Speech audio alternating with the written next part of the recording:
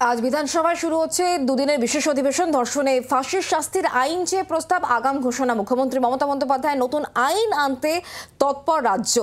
আরজি কর কাণ্ডে আজ শোক প্রস্তাবের সম্ভাবনা রয়েছে। আজ থেকেই বিধানসভার অধিবেশন উত্তপ্ত হওয়ার সম্ভাবনাও থেকেই যাচ্ছে। একদিকে মুখ্যমন্ত্রী মমতা বন্দ্যোপাধ্যায় কেন্দ্রের কাছে বারবার আর্জি জানাচ্ছেন, প্রধানমন্ত্রীকে চিঠি লিখেছেন একাধিকবার কড়া আইন আনার জন্য এই ধর্ষণের বিরুদ্ধে। আর এর পাশাপাশি রাজ্যেও আইন আনার পরিকল্পনা। আর সেই লক্ষ্যেই আজ বিধানসভা অধিবেশন, বিশেষ অধিবেশন ডাকা হচ্ছে দুদিনের জন্য। শ্রেয়সী গঙ্গোপাধ্যায় আমাদের প্রতিনিধি রয়েছেন আমাদের সঙ্গে সরাসরি। শ্রেয়সী, দুদিনের বিধানসভা অধিবেশন আজ শুরু হতে চলেছে। একদিকে নতুন বিল আনা হবে এই নতুন আইন, করা আইন করার জন্য, আর অন্যদিকে আরজি করের ঘটনার প্রেক্ষিতে প্রস্তাবও আসছে, শোক প্রস্তাব। ঠিক কী খবর?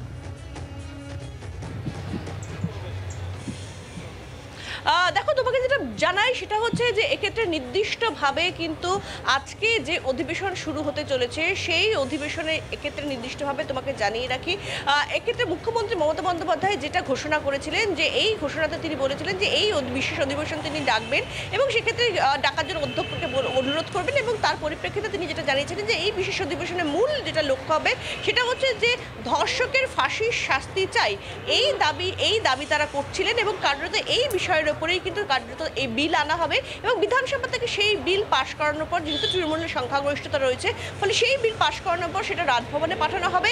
রাজ্যপালকে তাকে সই করতে হবে। যদি তিনি সই না করেন বা ফেলে রাখেন বা রাষ্ট্রপতির কাছে পাঠান, তাহলে তৃণমূলের মহিলারা কিন্তু গিয়ে কার্যত রাজভবন ঘেরাও করবে। অর্থাৎ এই গোটা বিষয়টা নিয়েই কিন্তু কার্যত যে ধর্ষকের শাস্তি চাই সেই শাস্তি কিন্তু মৃত্যুদণ্ড হতে হবে, এই বিষয়টা নিয়েই কিন্তু নির্দিষ্টভাবে বিল আনার জন্যই এই অধিবেশন ডাকা হয়েছে। এখন এক্ষেত্রে তোমাকে যেটা জানিয়ে রাখি যে এই যে বিলটা, সেই বিলটা আগামীকাল আসতে চলেছে। আজকে থেকে অধিবেশন শুরু হবে। কিন্তু এক্ষেত্রে বিজেপির পক্ষ থেকে কিন্তু একাধিক প্রশ্ন তোলা হচ্ছে এই বিলটিকে ঘিরে। ইতিমধ্যে আমরা দেখেছি যে বিরোধী দলনেতা তিনি কিন্তু বারে বারে যে প্রশ্নটা করেছেন, যেখানে কিন্তু তিনি বলেছেন যে এক্ষেত্রে যে বিল আনা হবে, এক্ষেত্রে যখন ভারতীয় নতুন যে আইন তৈরি হলো, তখন যখন রাজ্যের কাছ থেকে বিএনএসএস এর সময় রাজ্যের কাছ থেকে প্রস্তাব চাওয়া হয়েছিল, তখন কেন এই ধরনের প্রস্তাব রাজ্যের তরফে দেওয়া হয়নি, সেই প্রশ্ন যেরকম তিনি তুলেছেন, ঠিক পাশাপাশি কিন্তু কার্যত আগের যে ঘটনাগুলো ঘটেছে সেই ঘটনার সঙ্গে যারা যুক্ত, ধর্ষণের ঘটনার সঙ্গে যারা যুক্ত, তাদের শাস্তির ক্ষেত্রে কি হবে, এইসব নানান প্রশ্ন কিন্তু বিজেপির তরফ থেকে তোলা হচ্ছে।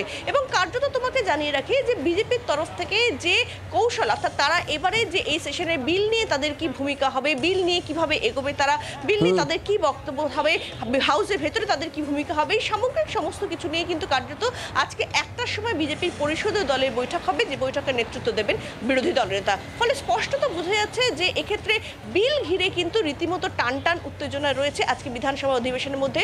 পাশাপাশি তোমাকে দেখিয়ে রাখবো যে বিধানসভার বাইরেও কিন্তু প্রচুর পুলিশ মোতায়েন করা রয়েছে।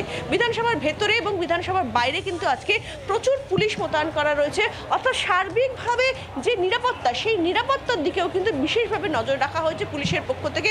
যেরকম বাইরে তুমি দেখতে পাচ্ছ যে প্রচুর পুলিশ মোতায়েন করা রয়েছে, বিধানসভার চারিদিকে এরকমভাবে প্রচুর পুলিশ মোতায়েন করা হয়েছে, ঠিক তেমনই কিন্তু বিধানসভার যে ভেতরের যে জায়গাটা, সেখানেও কিন্তু বিধানসভার অন্তরে, বিধানসভা কক্ষ নয়, বিধানসভা বাড়িটা, সেই বাড়িটার মধ্যেও কিন্তু একাধিক জায়গায় কিন্তু প্রচুর অন্যান্য বারের থেকে কিন্তু এবার বেশি পুলিশ মোতায়েন করা রয়েছে। ফলে সার্বিকভাবে এই মুহূর্তে গোটা রাজ্য জুড়ে বা গোটা সেক্ষেত্রে শহরেও যেভাবে প্রতিবাদ চলছে, সেই জায়গা থেকে দাঁড়িয়ে কিন্তু কার্যত সেই বিষয়টার কথা মাথায় রেখেই কিন্তু কার্যত নিরাপত্তার ব্যবস্থা বা অন্যান্য কোনো রকম কোনো সমস্যা যাতে না হয়, তাই জন্য এত প্রচুর পুলিশ মোতায়েন করা হয়েছে, এমনটাই কিন্তু মনে করা হচ্ছে। তুমি আমাদের সঙ্গে থাকো। গত 28শে অগস্ট রাজ্যের মুখ্যমন্ত্রী মমতা বন্দ্যোপাধ্যায় ঠিক এই প্রসঙ্গে কি বলেছিলেন আপনাদেরকে শোনাবো।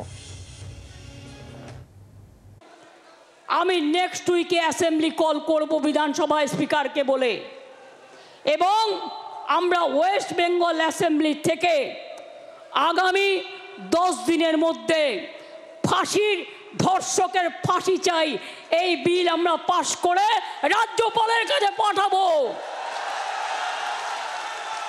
আমি জানি রাজার পাট, রাজাবাবু কিছু করবে না করলে মেয়েরা মনে রাখবেন রাজভবনে গিয়ে বসে থাকবে ঘন্টার পর ঘন্টা, ভাইরাও থাকবে। এ বিল সই করতে হবে, রাজ্যপালের কাছে, রাষ্ট্রপতির কাছে পাঠিয়ে দিয়ে দায়িত্ব সারলে হবে না। বাংলার আওয়াজ, বাঙালির আবেগ, জি 24 ঘন্টা।